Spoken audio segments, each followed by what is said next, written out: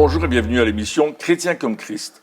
Aujourd'hui, nous allons parler du sang de Jésus qui nous purifie. Alors, restez branchés avec nous, c'est un thème très important pour votre foi et votre marche avec Dieu. Alors Christine, tu as un texte à nous lire dans la lettre aux Hébreux, je pense. C'est un peu un résumé qui nous dit dans Hébreux 9, à partir du verset 11, « Quant à Christ, il est venu comme grand prêtre des biens à venir.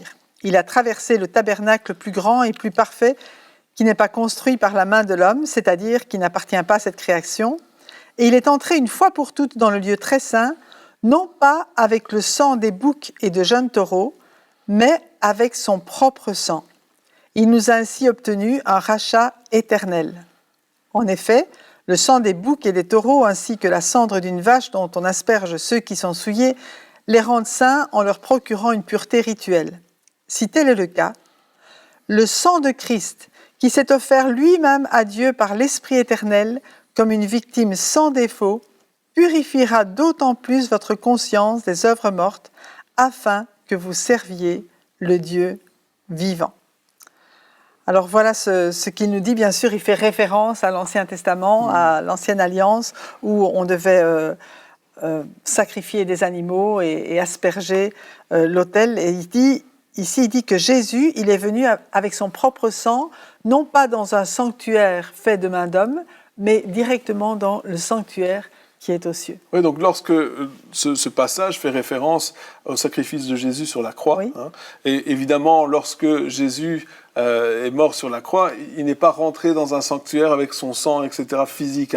C'est ça que tu es en train de dire. Oui, il n'est pas rentré sur la terre, ouais, mais spirituellement, au ciel, c'était plus que quelqu'un qui va mourir sur une croix. Il s'est présenté avec son sang, et ça fait référence, c'est ça, à la loi qui était déjà dans l'Ancien Testament, qui était déjà applicable pour que le peuple juif puisse comprendre la signification de ce que Jésus a fait. Mais d'où ça vient tout ça? D'où est-ce que ça vient, toute cette signification? Mais Dieu avait l'habitude de faire des alliances avec l'homme.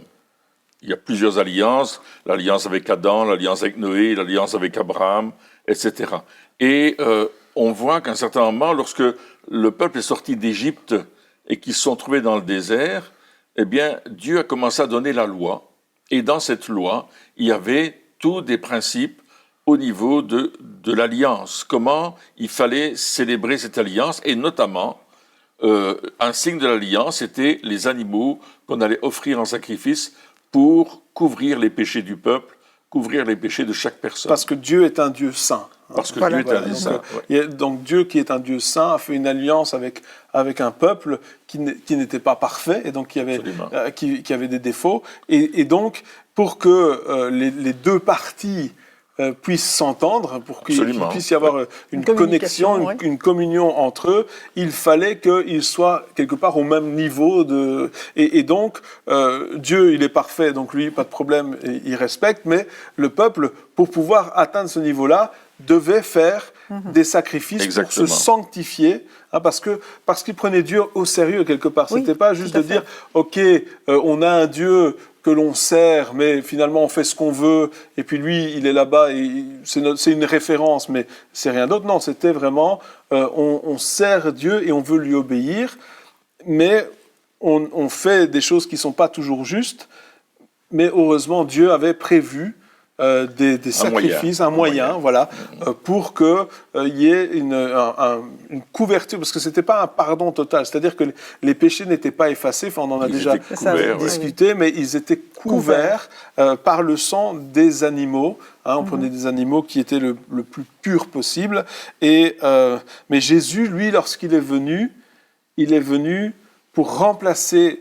pour accomplir parfaitement, pour accomplir parfaitement ce rituel, afin que le péché ne soit pas juste effacé, mais qu'il soit totalement effacé, qu'il n'ait plus aucun effet. Exactement. Et en fait, on pourrait même prendre les choses à l'envers, parce que le sacrifice de Jésus était déjà prévu bien avant, était déjà préparé, et c'est Dieu qui a préparé le peuple au sacrifice de Jésus à travers les sacrifices d'animaux. Mais il dit aussi dans Hébreux chapitre 9 au verset 22, il dit « Or, d'après la loi, presque tout est purifié avec du sang, et s'il n'y a pas de sang versé, il n'y a pas de pardon. » Donc c'est pour cela que dans chaque alliance, il y avait chaque fois des sacrifices.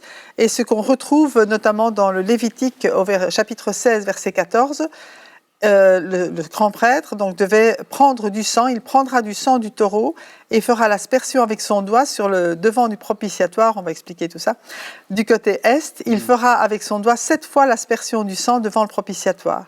Donc le souverain sacrificateur, une fois par année, entrait dans ce qu'on appelle le Saint des Saints, donc c'est la partie du temple qui... Et il faut dire qu'il s'était préparé avant. Qui s'était préparé, purifié, voilà. Les vêtements devaient être très spéciaux, des vêtements de lin, etc. Donc il y avait vraiment ce protocole, je veux dire, de sanctification, de purification qui était très sérieux, parce que, comme tu le disais, Dieu est un Dieu saint. Et il s'approchait, donc lui avait le droit et le devoir, une seule fois par année, une seule personne, d'entrer dans la présence de Dieu, c'est-à-dire derrière le rideau où il y avait l'arche de l'Alliance. Et sur l'arche de l'Alliance, il y avait un couvercle, et c'est ça qu'on appelle le propitiatoire. C'est le lieu où Dieu se révélait et où Dieu était propice, hein, d'où le mot propitiatoire. Et c'est là que le souverain sacrificateur faisait l'aspersion du sang du taureau pour lui-même et sa famille d'abord, et puis du bouc pour tout le peuple. Et c'est ainsi que, je veux dire, le péché du peuple était couvert pour une année. Mais ça devait être refait chaque année. Encore et donc on voit encore. aussi ici quand même que dans toute l'histoire de l'Ancien Testament, et encore justement dans le Nouveau Testament avec ce que Jésus a fait, on voit la puissance du sang et l'importance du sang. Alors aujourd'hui, encore une fois, on est dans une société où ce serait grotesque que de dire on va faire des sacrifices, etc., on va verser du sang, surtout pas. Mais le fait est que il était établi que le sang a une puissance, que le sang a une importance, et comme il est dit dans Hébreu, pas de sang versé, pas de pardon. Donc, quelque part, il fallait qu'il y ait un sang versé. Alors, je sais que, voilà, pour nous, Européens, ou en tout cas, on a cette mentalité, occidentaux, on a dit, wow, c'est un peu bizarre tout ça, mais pourtant, bien qu'aujourd'hui, bien sûr, on ne parle pas de physique, hein, plus maintenant en tout cas, merci Seigneur, mais il y a quand même cette importance, le fait de dire, ok, je vais réfléchir à l'importance du sang quand même, et des effets. Et puis, il y a plusieurs effets, hein. Je pense qu'il y a aussi les 7 effets du sang, ou peut-être tu peux en parler. Alors, donc, comme Christine le disait dans Lévitique, qu'elle a lu dans Lévitique, le souverain sacrificateur, 7 fois, il aspergeait le couvercle, le propitiatoire, et Jésus-Christ, lorsqu'il va mourir, va verser 7 fois son sang, à 7 endroits différents. Le premier endroit, c'est à Gethsémani. Lorsqu'il est en train de prier, il intercède. Il est devant le défi qui est là. Il y a de l'angoisse en lui.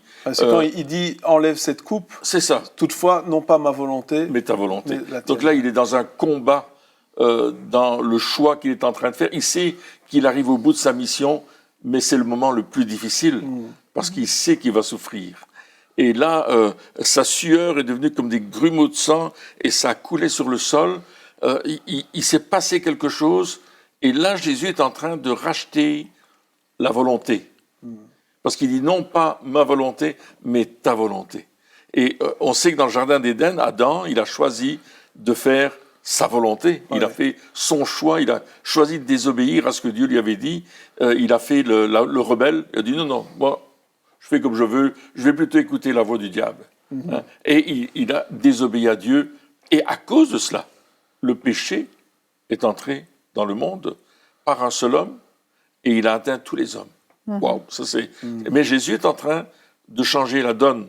Le deuxième endroit où Jésus va faire couler son sang, c'est lorsqu'il va rentrer dans le prétoire, et on va le frapper, lui donner des coups, lui arracher la barbe, on va frapper au visage Jésus-Christ, on va le frapper. C'est Ésaïe qui en parle au chapitre 50 et au verset 6. « J'ai présenté mon dos à ceux qui me frappaient, mes joues à ceux qui m'arrachaient la barbe. Je n'ai pas caché mon visage aux insultes et aux crachats. Et encore dans Marc 14, il dit, quelques-uns se mirent à cracher sur lui, à lui mettre un voile sur le visage, à le frapper de coups de poing, en lui disant, devine, même les serviteurs le frappaient en lui donnant des gifles. Il y avait là toute une insulte qu'on faisait à l'homme.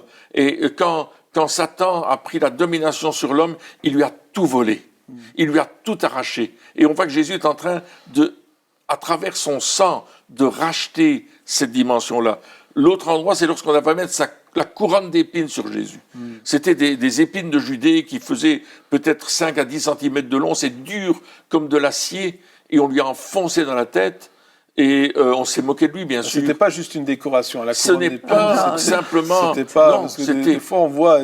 C'était plus sa sueur, là. C'était des trous dans le visage et le sang coulait. Et l'épine représente la malédiction. Parce qu'à cause du péché, la malédiction a atteint toute la planète, a atteint la nature, a atteint les animaux, les maladies sont venues, etc. Et la chose suivante, c'est lorsqu'on l'a fouetté dans le dos. On lui a arraché le dos, le fouet, n'est-ce pas, c'était 40 coups moins 1.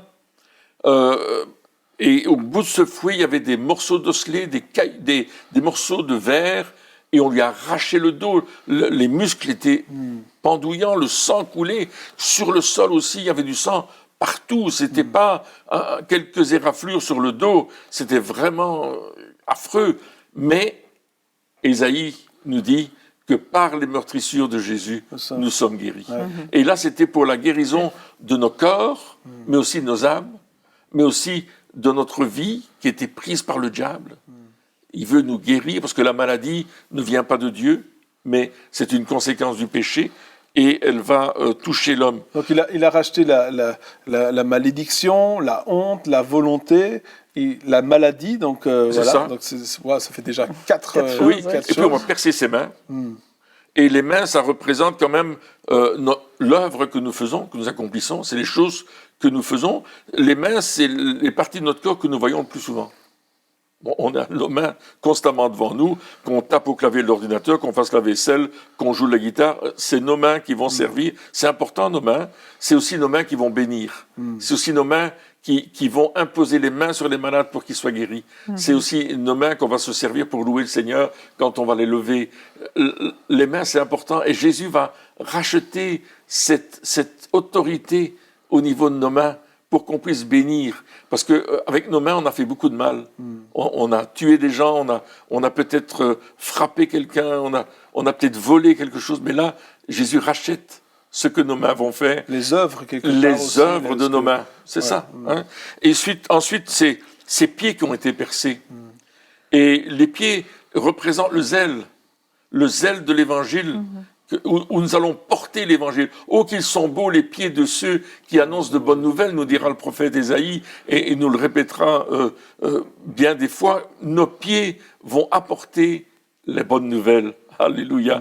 Nos pieds, c'est aussi ce qui va marcher sur la puissance de l'ennemi. Je vous ai donné le pouvoir de marcher sur les serpents, les scorpions et sur toute la puissance de l'ennemi, et rien ne pourra vous nuire. C'est avec nos pieds que nous allons écraser les choses de l'ennemi.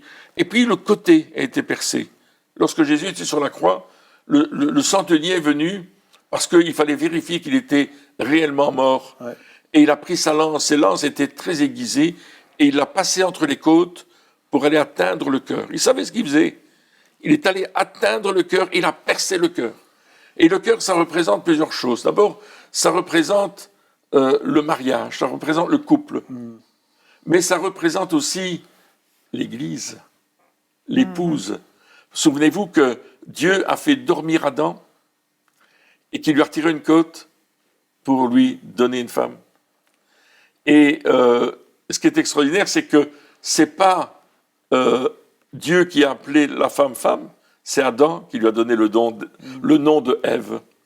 Et on voit que lorsque le cœur de Christ est percé, il y a le sang et de l'eau qui coulent. Et ça nous montre la naissance quelque part de l'Église, de son épouse en fait, qui est là.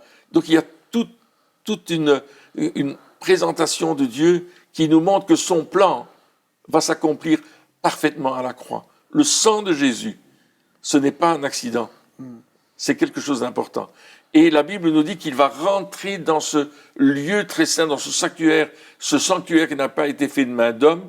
Il va rentrer avec son propre sang. Et pourquoi ça se passe comme ça? Bien parce que l'homme a toujours brisé l'alliance que Dieu faisait avec lui. Ouais. Mais Dieu a décidé de dire, il a dit, je vais venir en tant qu'homme et je vais faire une alliance avec moi-même, avec mon propre sang, une alliance qui ne pourra jamais être cassée. Parce que c'est lui qui l'a accompli. C'est lui qui l'a accompli. C'est lui qui l'a accompli et qui l'a respecté parfaitement. Exactement. Et l'Hébreu nous dit que à travers son sang, il nous accorde une rédemption Éternel. qui ne finit pas, éternelle.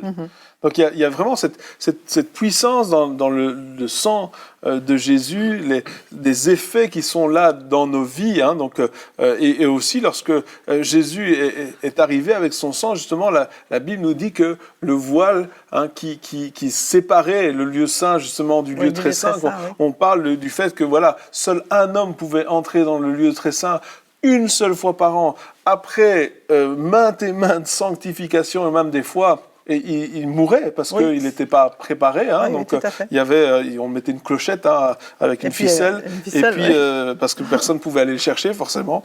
Donc on tirait dessus s'il n'était pas préparé. Donc il y avait donc cette coupure, parce que le péché finalement c'est ça aussi que il y avait cette séparation entre Dieu et les hommes, c'est-à-dire que on pouvait s'approcher jusqu'à un certain point. Hein, on pouvait aller dans le lieu saint, peut-être, et encore, les sacrificateurs, c'était pas n'importe qui pouvait rentrer, mais on pouvait s'approcher jusqu'à un certain point, mais pas plus près.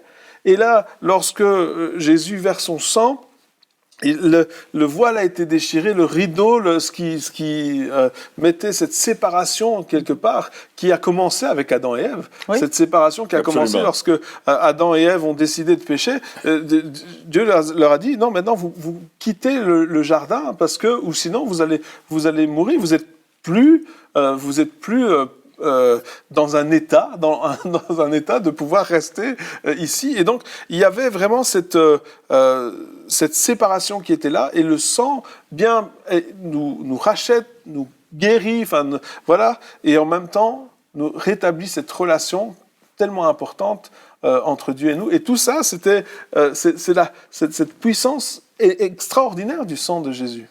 C'est merveilleux, c'est vraiment, et il fallait que ce soit seulement le sang de Jésus, parce que comme on l'a vu la fois passée, bien notre vie, on est né avec une nature pécheresse, et ce péché était déjà inscrit dans notre sang, mais il fallait un sang qui soit complètement pur, un sang, je veux dire, qui soit tout à nouveau céleste, et le fait que Jésus est né d'une vierge, eh bien il n'y a aucun sang humain qui a interféré avec son sang, parce que je suppose que beaucoup savent, en tout cas moi je ne savais pas, mais j'ai découvert que le sang de la mère n'interfère pas dans le sang du bébé.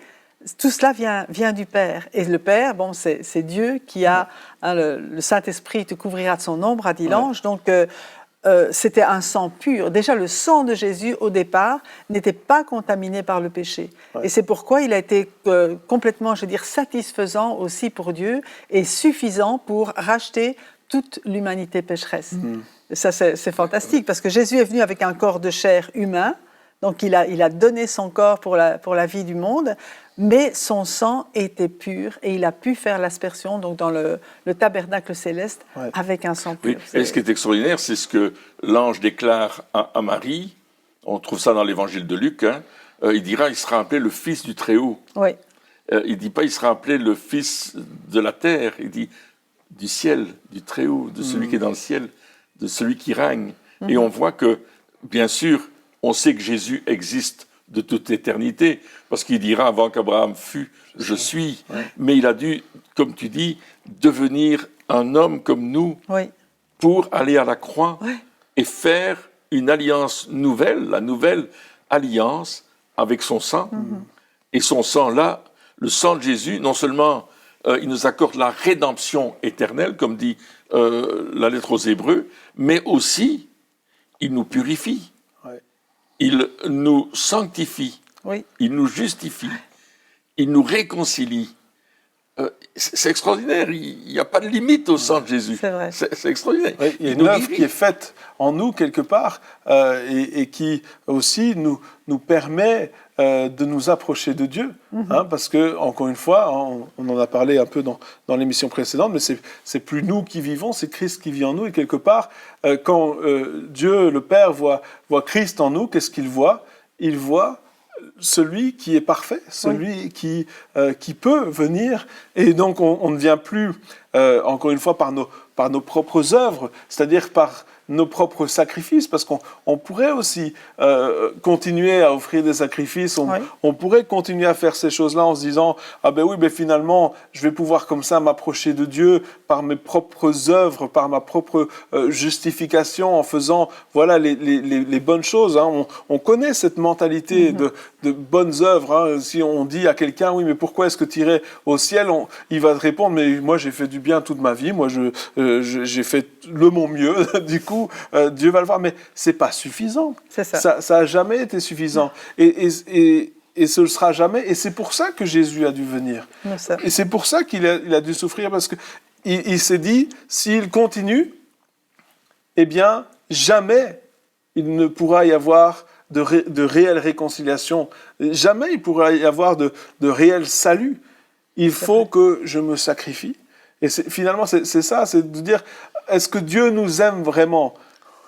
Eh bien, la réponse est là. Oui. Le sang. Non, mais la réponse est là. Il s'est sacrifié. sacrifié. Des fois, on se dit, oui, mais est-ce que Dieu veut vraiment me voir ? Est-ce que Dieu a vraiment envie que je ressente sa présence ? Est-ce que Dieu veut vraiment se manifester ? Est-ce que Dieu veut vraiment répondre à mes prières ? Enfin, on a des fois ces questionnements parce que on vit des situations qui sont parfois difficiles où le doute vient et commence à avoir un effet boule de neige qui grandit et grandit. Et là, on arrive des fois à se poser ces questions-là, mais à chaque fois, il suffit de se dire « Jésus est venu ». Et il a donné sa vie, parce que c'est pas, c'était pas, ça fait mal quand même. Oui. Et Romains 5, verset 8 dit que Dieu prouve son amour envers nous. Alors que nous étions encore des pécheurs, Christ est venu pour nous sauver, pour nous donner sa vie, et il a versé son sang. Ouais. Donc on voit que, comme tu disais, quand le Père nous regarde, il voit Christ en nous, mais il voit la nouvelle alliance faite par le sang. Ouais. Et il voit le sang qui dit, ah oui, purifié, et sanctifié. Il dit, quand nous étions encore des pécheurs. Oui. Oui. Alors pour tous ceux qui se disent, moi, je dois prouver à Dieu qu'il a bien fait de me prendre, des fois on pense qu'on a des choses à prouver, qu'on doit absolument démontrer qu'il a eu raison, ou que voilà, pourquoi Dieu devrait faire ça. Il est dit, mais non, quand vous étiez encore des pécheurs, c'est-à-dire que alors que tu avais fait tous les mauvais choix, oui, tout à fait. Alors que tu étais dans la mauvaise direction, alors que tu allais à du 120 à l'heure dans la mauvaise direction, j'ai décidé quand même de donner ma vie pour toi. Absolument. Oui. Pour avoir cette relation avec toi. Donc, c'est un cadeau extraordinaire, mais qui a coûté un prix extraordinaire aussi. Oui, tout à fait. Et je crois que c'est important ce que tu dis, c'est que parfois on reconnaît que le salut, il est gratuit, mais parfois, après, on essaye de faire des œuvres pour le mériter. Et ce que Paul a dit et qu'on a lu la fois passée, c'est que je vis aujourd'hui dans la foi au Fils de Dieu qui m'a aimé et qui s'est donné lui-même pour moi. C'est-à-dire que notre foi dans l'œuvre de Christ, elle doit être permanente. Ouais. Et elle doit permanente ou se renouveler, mais réaliser à chaque instant que si je vis maintenant, c'est parce que lui, il a accompli ces choses. Ouais. Si je peux faire des bonnes œuvres, parce qu'il y a des bonnes œuvres pour les gens qui sont sauvés, mais c'est parce que lui-même les a préparées et que c'est avec lui que je peux les faire, absolument, parce que sans lui, je ne suis pas capable. Donc tout ce que je peux faire qui soit agréable à Dieu, je ne pourrai le faire qu'en croyant en Jésus, en m'appuyant sur lui, en m'appuyant sur son œuvre et sur tout ce qu'il a déjà accompli. Oui, et puis en comprenant qu'il nous aime, et qu'il nous aime tellement, qu'il veut nous amener toujours plus loin. Et Jésus a dit une parole à ses disciples dans Jean 15, verset 5, il a dit « Si vous demeurez en moi et que je demeure en vous ». C'est pas compliqué. C'est vrai. Demeurer en Christ. Et lui demeure en nous si on dit « Oui Seigneur, ton amour, je le veux, et je veux t'aimer comme tu m'as aimé », Il dit, demandez ce que vous voudrez, ça vous sera accordé. Parce qu'on voudra faire des choses pour lui plaire, pour qu'il soit honoré, qu'il soit élevé, que son nom soit proclamé. Et c'est là que je comprends ma louange, mon adoration pour un Dieu qui m'aime tellement. Ouais, finalement, notre fierté, elle est dans ce que Christ a fait pour nous. Alléluia. Notre fierté, elle est là-dedans. Elle n'est pas dans nos œuvres, mais elle est dans ce sang qui a coulé pour nous. Et là, lorsqu'on vient en disant, mais est-ce que tu te souviens de ta vie avant Christ? Est-ce que tu te souviens que tu as fait telle et telle chose? Tu as menti, tu as volé, enfin, peu importe, il y a tellement de choses. Oui, c'est vrai, mais le sang de Jésus m'a purifié. Le sang de Jésus a lavé l'effet que ce péché avait dans ma vie, dans mon âme, dans mon caractère, dans mon comportement. C'est un détergent extraordinaire. Oui, il a nettoyé tout ça, il a enlevé cette culpabilité. Alléluia. Et moi, je veux vivre avec ces effets-là dans ma vie. Amen. Je veux pas, parce que on n'est pas appelé à vivre sous une culpabilité constante. Jésus nous a appelés, il a souffert pour nous, oui, pour qu'il puisse y avoir cette relation qui soit rétablie, mais aussi pour que tous ces effets du péché, parce que le péché, il a un effet nocif sur notre vie. Il a cet effet qui, sur le coup, peut-être qu'on éprouve du plaisir, ou sur le coup, peut-être on se dit, oui, c'est bien, mais après, il a un effet tellement destructeur sur nos vies et sur notre avenir, sur ce qu'on peut penser de nous-mêmes, sur l'image qu'on a de nous, des autres. Et puis, Jésus vient et dit, tout ça, je lave. Tout ça, je restaure. Et je crois que le but ici, c'est de dire, Seigneur, je veux profiter pleinement des effets du sang de Jésus. C'est ce qu'on a lu dans Hébreux. Et ce sang nous purifiera, purifiera notre conscience. Oui. Et c'est ça aussi, la conscience. C'est ça. La conscience, c'est ce qui est invisible aux autres.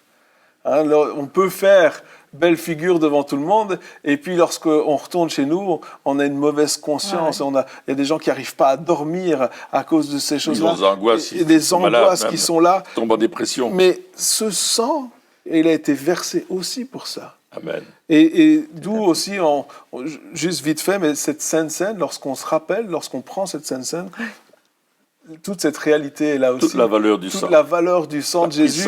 Et dire, Seigneur, merci pour ce que tu as fait.